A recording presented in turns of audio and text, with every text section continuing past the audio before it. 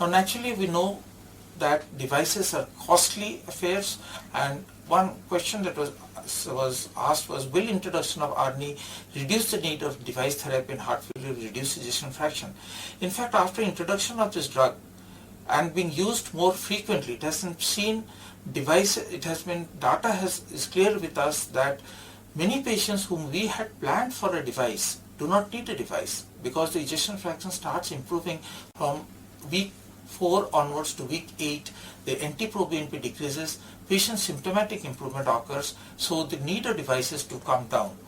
But if you try to see the recommendation as per the ACC, secondary prevention for prevention of sudden death, and AICD is definitely recommended, is a class 1 indication.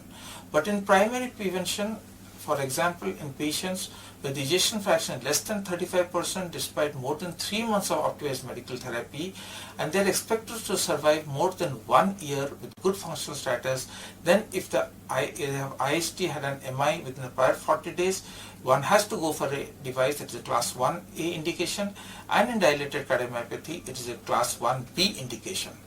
Now supposing the patient is symptomatically having a heart failure with a reduced ejection fraction, that is ejection fraction is less than 40%, is symptomatic, first of all try to treat all the reversible causes. That is, if the patient has ischemia, try to recorrect ischemia, and if you try to optimize the patient's arrhythmias, try to give beta blockers, then optimize medical therapy, and if the patient has not been started on an ARNI, you have to start an ARNI, or if the patient is on an ACR ARB, then you have to stop ACI as I have stated in my previous discussion, and try to see that the patient is put on whatever tolerable doses of ARNI can be given.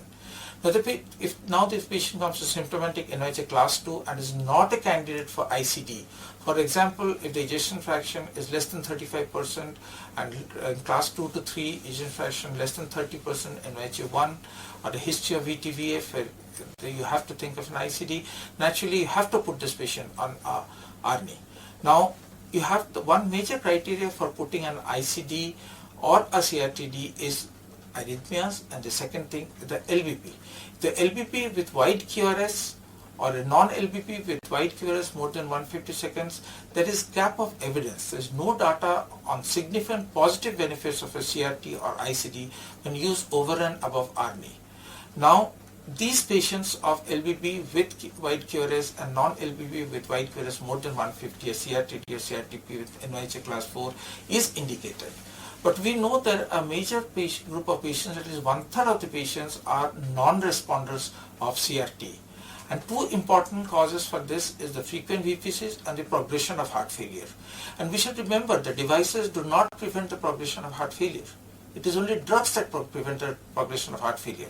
Now, what are these drugs? These drugs are ARNI, beta blockers, and your SGLT2 inhibitors. And these, once the patient is decongested, you have to take the course of ARNI to be given. So replace the ACE inhibitors or the ARBs with an ARNI, because we know this will decrease the progression, will improve the LVEF, will reverse the cardiac remodeling. As I told you, the echo studies have clearly shown that cardiac remodeling or the dilatation of the heart can be reduced, and not only that, it can be decreased in VPCs and improve in the biventricular pacing functions can be acquired even on top of an ICD or a CRTD if you put this patient on ARNI.